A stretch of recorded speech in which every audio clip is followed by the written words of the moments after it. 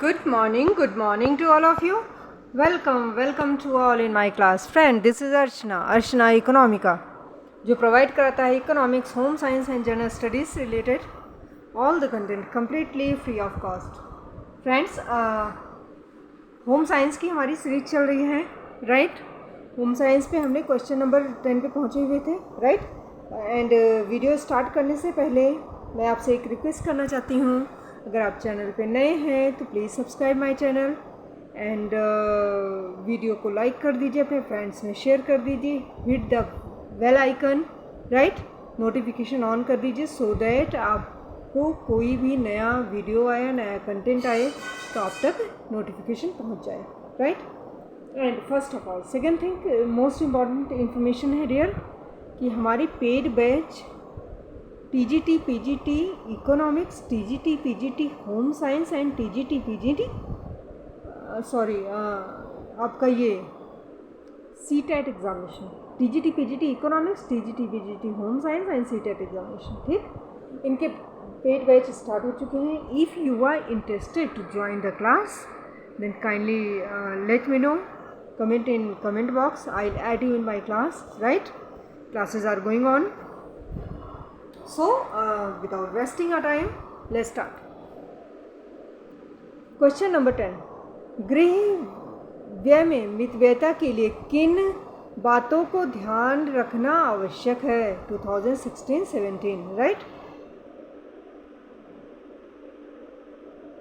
तो गृह व्यय में मितव्ययता के लिए जो है सुझाव: सुचारू गृह व्यवस्था पारिवारिक बजट की सफलता के लिए सर्वाधिक आवश्यक है. गृह व्यय में मितव्ययता को अपनाना, मितव्ययता कंजूसी नहीं है, यह अव्यय से बचने का एक उपाय है. मितव्ययता में परिवार की आवश्यकताओं की अवहेलना नहीं की जाती वरन उन्हें सूझबूझ द्वारा रूपांतरित किया जाता है, राइट.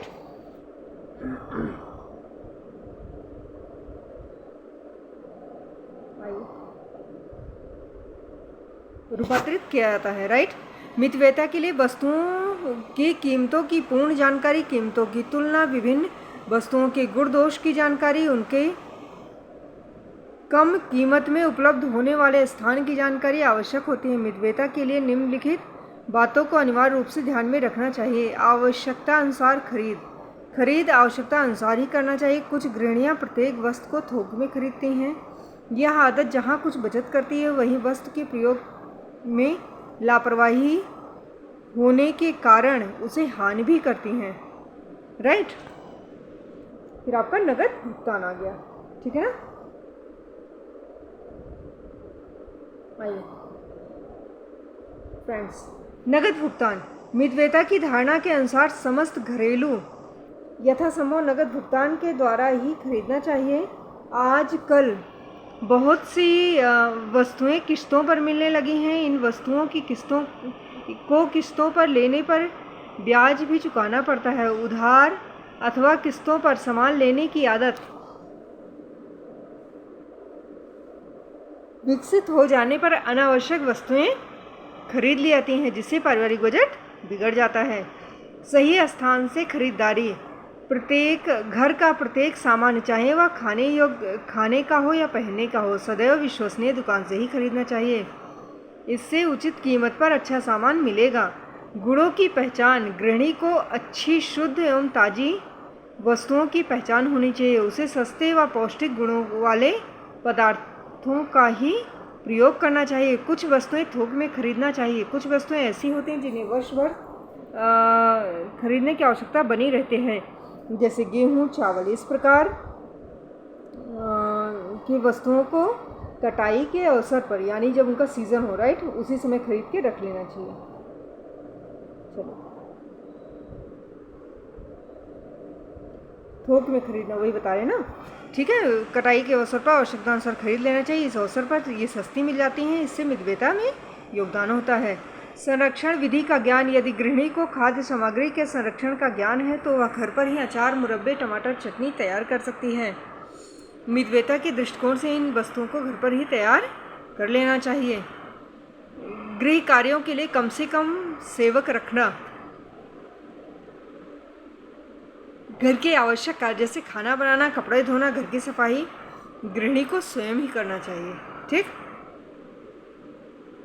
इससे धन की काफ़ी बचत होती है। यह तथ्य कामकाजी महिलाओं पर लागू नहीं होता। ठीक। बालकों को स्वयं पढ़ाना भी गृहिणी के लिए अति आवश्यक है। इससे रुपए की बचत हो जाती है। ठीक है ना। आइए, हो गया आपका कम से कम सेवक रखना, राइट। हाँ, वही हो गया ना। रुपये की बचत के साथ साथ बालकों को स्वयं पढ़ने की आदत डाली जा सकती है। चलिए, घर की वस्तुओं की देखरेख व मरम्मत करना मितव्ययता के लिए आवश्यक है कि समस्त घरेलू वस्तुओं उपकरणों की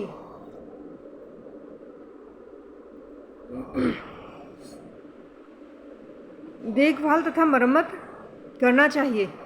मितव्ययता के लिए आवश्यक है कि समस्त घरेलू वस्तुएं एवं उपकरणों की अच्छी तरह से देखभाल की जाए, इनके उत्तम रखरखाव मरम्मत की उचित व्यवस्था की जाए। इससे इनके अपव्यय से भी बचा जा सकता है। जरूरी वस्तुओं का सावधानीपूर्वक प्रयोग, पानी, ईंधन, प्रकाश, बिजली जैसे जरूरी वस्तुओं का सावधानीपूर्वक प्रयोग करना चाहिए। आवश्यकता न होने पर इनका खर्च रोक देना चाहिए। अच्छा, ये आपका अभी शॉर्ट टाइप आंसर आ गया, लघुत्तरीय प्रश्न। ठीक है ना। बचत धन के संचय में क्या अंतर है। ठीक। सामान्य रूप से जो लोग बचत करते हैं धन के संचय में के मध्य अंतर नहीं समझते हैं। यदि धन को भविष्य की आवश्यकताओं की पूर्ति में व्यय न करके घर पर ही एकत्र किया जाए तो उसे धन का संचय कहते हैं। ठीक है ना।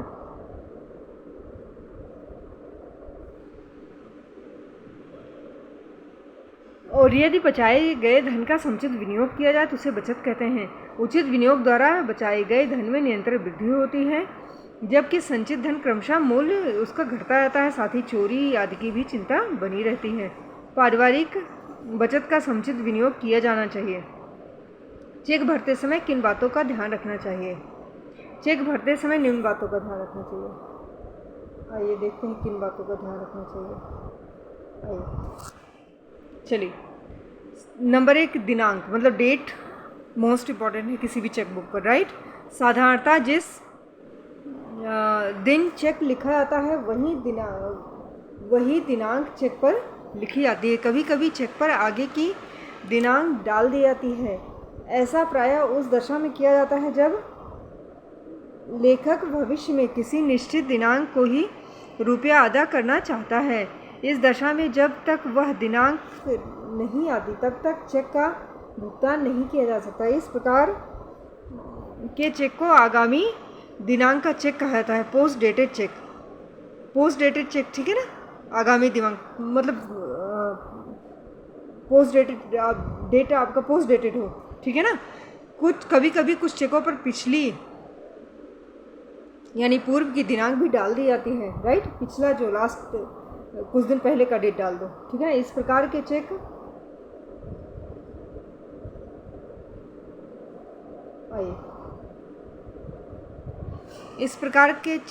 चेक में क्या होता है बेटा कि 3 माह के अंदर लिया जा सकता है। नियत अवधि से अधिक हो जाए, मतलब अगर 3 मंथ से ज़्यादा हो जाएगा तो वो चेक रिसीव नहीं किया जाएगा, बैंक नहीं लेगा फिर, ठीक है, तो पेमेंट नहीं करेगा।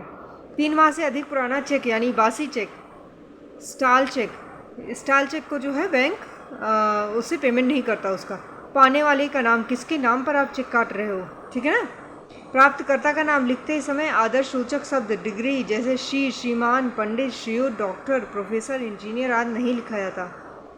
यदि चेक का लेखक स्वयं रुपया निकालना चाहता है उसके नाम के स्थान पर सेल्फ यानी स्वयं अपना नाम लिख दो, सेल्फ लिख दो, ठीक है ना। ऐसे चेक का भुगतान लेखक को उसके आदेशानुसार किसी भी अन्य व्यक्ति को दे दिया जाता है, राइट। चलो नेक्स्ट क्या है हमारा, चेक की राशि। चेक में लिखी जाने वाली रकम किसी भी प्रकार के काट छांट, ऊपरी लेख, कटिंग, ओवर राइटिंग नहीं होना चाहिए। यदि कोई कटिंग, काट छांट हो तो उस पर अपने नमूने के हस्ताक्षर कर देने चाहिए। चेक शब्दों एवं अंकों में लिखी जाने वाली रकम में भी अंतर नहीं होना चाहिए। शब्दों में रकम लिखने के पश्चात केवल ओनली शब्द का प्रयोग अवश्य करना चाहिए। जालसाजी से बचने के लिए आजकल चेक संरक्षण यंत्र चेक प्रोटेक्टर का प्रयोग किया जाता है। लेखक के हस्ताक्षर चेक पर आपके साइन होने चाहिए, जिसका चेक है, चेकबुक जिसका चेक है, राइट। हस्ताक्षर सावधानी से करने चाहिए, वही हस्ताक्षर करने चाहिए जो नमूने के हस्ताक्षर के रूप में बैंक के हस्ताक्षर पुस्तिका में है। हस्ताक्षर न मिलने पर बैंक चेक का भुगतान नहीं करता। हस्ताक्षर पेंसिल या मुहर लगाकर कभी नहीं करना चाहिए।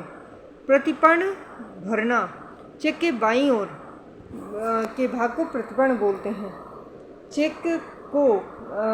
लेखक को चेक के प्रतिपर्ण को भी सावधानी से भरना चाहिए। इस पर दिनांक, प्राप्तकर्ता का नाम, रकम, भुगतान का उद्देश्य, ये सब लिखा रहता है, ठीक है ना। इस सबको अच्छे से भर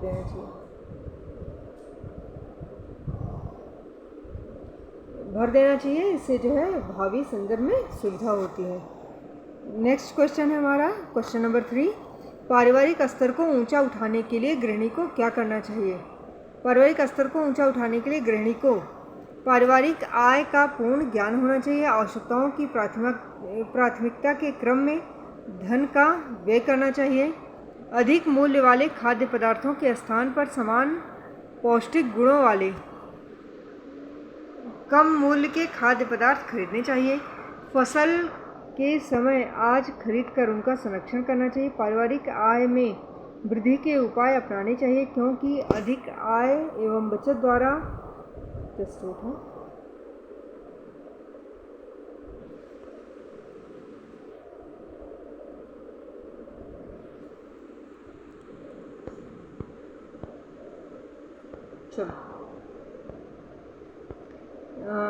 आवश्यकता की प्राथमिकता ज्ञान होना चाहिए। अधिक मूल्य वाले खाद्य पदार्थों के स्थान पर समान पौष्टिक गुणों वाले कम मूल्य के खाद्य पदार्थ खरीदे जाएं। फसल के समय अनाज खरीद कर उनका संरक्षण करना चाहिए। परिवार की आय में वृद्धि अपनानी चाहिए, क्योंकि अधिक आय एवं बचत द्वारा ही परिवार का स्तर ऊंचा हो सकता है, राइट। चलो, भविष्य निधि की योजना के विषय में आप क्या जानते हैं? भविष्य निधि प्रायः सरकारी या सरकारी पंजीकृत संस्थानों में कर्मचारियों के लिए किया जाता है। यह एक अनिवार्य बचत योजना है, जिसमें प्रायः कर्मचारी के वेतन का प्रतिमाह 5% से 8% काटता है, तथा इतनी ही धनराशि प्रतिमाह संबंधित संस्था अथवा सरकार द्वारा जमा की जाती है। इस प्रकार प्रत्येक कर्मचारी के भविष्य खाते में प्रतिमाह उसके मूल वेतन का 10% से 16% जमा होता है। इस धनराशि पर निर्धारित दर से ब्याज भी मिलता है। आय कर में छूट भी मिलती है। यह धनराशि ब्याज सहित कर्मचारी को उसका सेवा काल पूर्ण होने पर मिलती है। भविष्य निधि खाता डाकघर अथवा बैंक में भी खोला जा सकता है, ठीक है ना। फिर आपका आ गया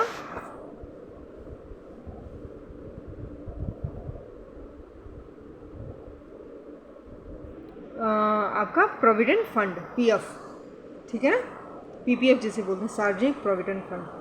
बचत विनियोग के लिए हमारी सरकार ने 1972-73 में सार्वजनिक provident fund, public provident fund scheme चलाई थी, राइट।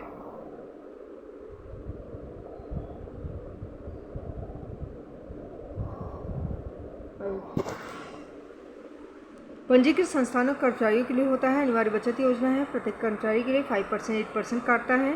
प्रतिमाह संबंधित संस्था सरकार द्वारा जमा किया जाता है। प्रत्येक कर्मचारी के भविष्य में उसके मूल वेतन से 10% 16% जमा होता है।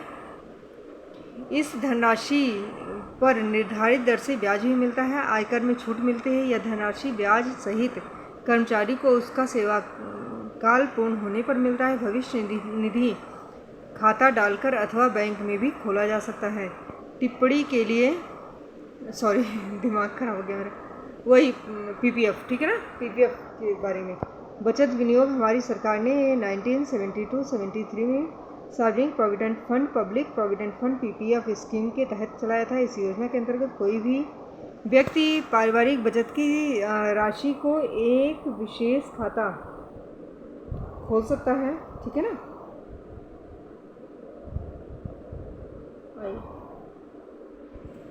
यह खाता एसबीआई की मुख्य शाखा अथवा डाकघर में खोला जा सकता है। इस योजना के अंतर्गत प्रतिवर्ष कम से कम 500 से अधिक 1,50,000, ठीक है ना, यानी 1.5 लाख, ठीक, 500 से 1.5 लाख तक जमा किए जा सकते हैं। जमा धन पर 8% का वार्षिक दर से चक्रवृद्धि ब्याज मिलता है।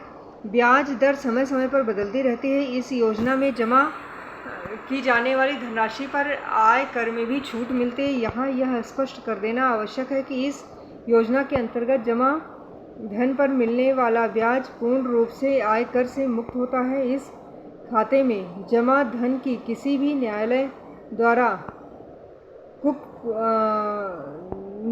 कुर्क भी नहीं की जा सकती, ठीक है ना। यह योजना 15 वर्ष के लिए होती है। नियमों के अनुसार जमा धन में से ऋण लिया जा सकता है। योजना के छठे वर्ष से नियमानुसार आंशिक धन वापस भी लिया जा सकता है। इस योजना को 15 वर्ष के उपरांत 5-5 वर्ष के लिए आगे बढ़ाया जा सकता है, राइट।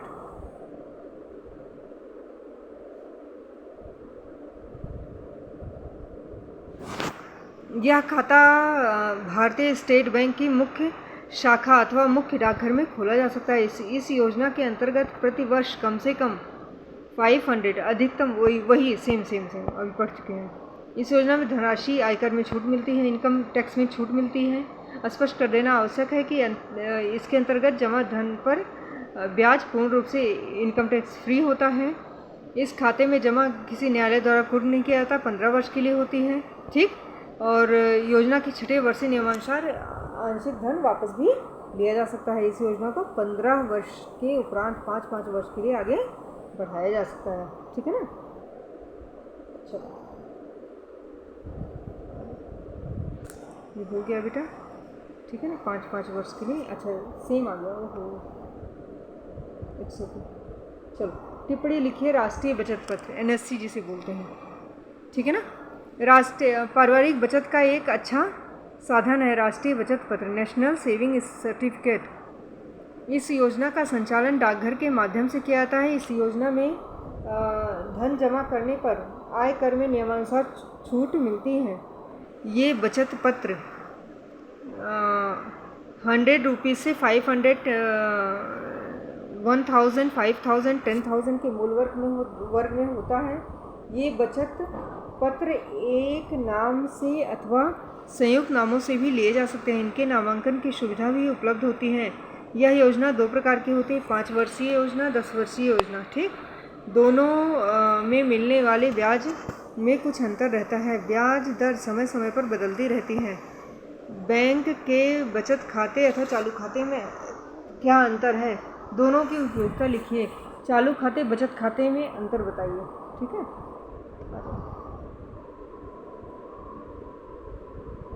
सेम, ओहो, 2 पार हो गया कि एक ही चीज़ सेम। चलिए, बैंक में खोले जाने वाले मुख्य खाते, ठीक। बचत खाता, चालू खाता, यानी एक सेविंग अकाउंट होता है, एक जो है करंट अकाउंट होता है, ठीक। बचत खाता व्यक्तिगत रूप से पारिवारिक बचत के लिए खोला जाता है, जबकि चालू खाता पारिवारिक लेन देन के लिए व्यापारियों द्वारा खोला जाता है। बचत खाते में जमा धनराशि पर निर्धारित दर से ब्याज मिलता है, जबकि चालू खाते में जमा धन पर किसी प्रकार का ब्याज नहीं दिया जाता, बल्कि खाताधारी से कुछ सेवा शुल्क लिया जाता है। बचत खाते में एक निश्चित मात्रा में ही धन निकाला जा सकता है, जबकि चालू खाते में से दिन में जितनी बार चाहे धन निकाला जा सकता है, ठीक है।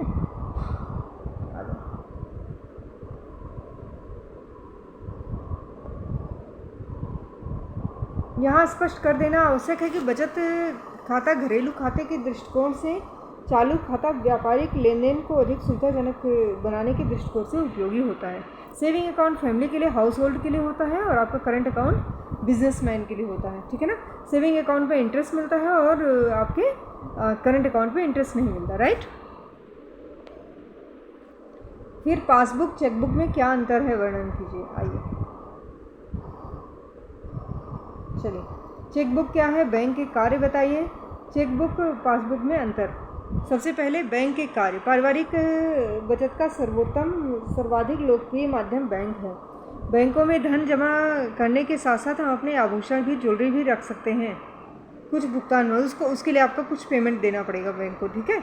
बैंक में हमारे धन को सुरक्षित रखते हैं, उस पर ब्याज भी देते हैं। हमारे व्यवसाय को उन्नत करने के लिए निश्चित दरों पर ऋण उपलब्ध कराते हैं। फिर बेरोजगार युवाओं युवतियों को अपना व्यापार, शिक्षा आदि के लिए भी धन उपलब्ध कराते हैं। बैंक हमारे लिए बहुत उपयोगी है। क्लियर? चलो, आपका पासबुक आ गया। पासबुक बैंक प्रत्येक जमाकर्ता को खाता खोलने पर एक लेखा पुस्तिका अर्थात पासबुक देती हैं। पासबुक में खाता धारी का नाम, पता, खाता संख्या, जमा धनराशि अंकित होती है। खाते में धन जमा करते अथवा निकालते समय जमाकर्ता अपनी पासबुक संबंधी लेखा कर्मचारी को देता है। जमा की गई अथवा निकाली गई धनराशि को पासबुक में अंकित कर जमाकर्ता को लौटा देता है। अब यह कार्य कंप्यूटर या मशीन से होने लगा है। चेकबुक खाता धारक द्वारा मांगने पर बैंक उसे चेक बुक की सुविधा प्रदान करता है। इसके लिए खाता धारक को अपने खाते में सदैव एक निश्चित धनराशि शेष रखनी पड़ती है। चेक बुक में चेकों की संख्या 10, 25, 50 तक हो सकती है। चेक बुक लेते समय इसके कुल चेकों को भली प्रकार गिन लेना चाहिए। चेक बुक को सदैव सुरक्षित स्थान पर अपनी निगरानी में रखना चाहिए। चेक द्वारा धन निकालते समय चेक पर निकाली जाने वाली धनराशि, प्राप्तकर्ता का नाम और खाता धारक को नियत स्थान पर हस्ताक्षर करने होते हैं और इस भरी चेक को आप जो है बैंक में डाल दीजिए, ठीक है ना। बैंक के सामने प्रस्तुत करने पर बैंक अधिकारी हस्ताक्षर का मिलान करता है। हस्ताक्षर मिलने पर चेक प्रस्तुत करने पर चेक पर लिखी गई धनराशि का भुगतान किया जाता है। UTI, unit trust of India. UTI, unit trust of India के विषय में आप क्या जानते हैं, संक्षिप्त में लिखिए। आजकल बचत एक अत्यंत लोकप्रिय, लाभदायक और पूर्णतया सुरक्षित साधन हो गया है। यूनिट ट्रस्ट ऑफ इंडिया द्वारा प्रसारित विभिन्न प्रकार की जमा योजनाएं हैं। यूनिट एक प्रकार की अंश पूंजी है जिसकी कीमत 10 रुपये होती है। हम यूनिट ट्रस्ट के किसी भी एजेंट के माध्यम से आवेदन करके धनराशि को क्रॉस चेक द्वारा यूनिट खरीद सकते हैं। यूनिट के माध्यम से धनराशि को सरकार विभिन्न सरकारी उद्योगों में लगाती है। प्राप्त लाभांश 90% यूनिट्स के खरीदारों को वर्ष के अंत में लाभांश यानी डिविडेंड के रूप में दे देती है। क्लियर?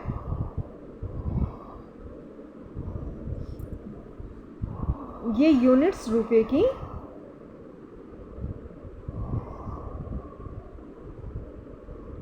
आवश्यकता पड़ने पर कभी भी बेचे जा सकते हैं। यूनिट ट्रस्ट ऑफ इंडिया द्वारा समय समय पर विभिन्न आकर्षक लाभकारी योजनाएं चलाई जाती हैं, ठीक है ना। बहुत अच्छी चीज़, गवर्नमेंट की योजना है ना, पैसे डूबने का चांस नहीं होता फिर, और इंटरेस्ट भी काफ़ी अच्छा मिलता है। बचत क्या है बेटा?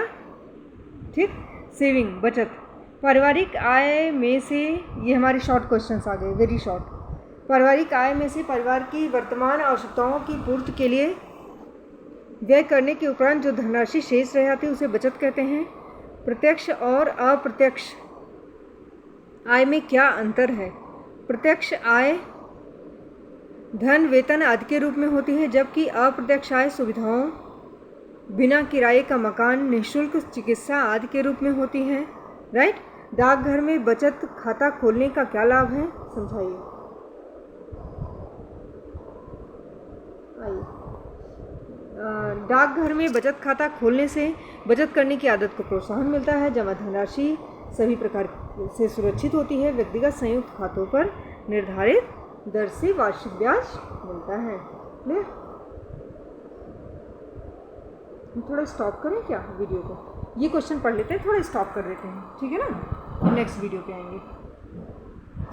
किसान विकास पत्र, KVP जिसे बोलते हैं, ठीक।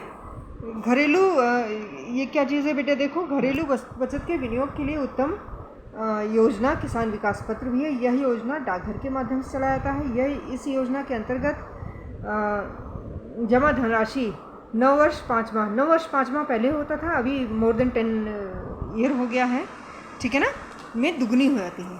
जो भी अमाउंट डालेंगे उसका डबल मिलेगा। So dear all, it was all about this video and मिलते हैं अपने नेक्स्ट वीडियो पर। तब तक के लिए हंसते रहिए, मुस्कुराते रहिए, खुश रहिए, मस्त रहिए, मदमस्त रहिए और चैनल को सब्सक्राइब कीजिए, वीडियो को लाइक कीजिए, अपने फ्रेंड्स में शेयर कीजिए, हिट द बेल आइकन।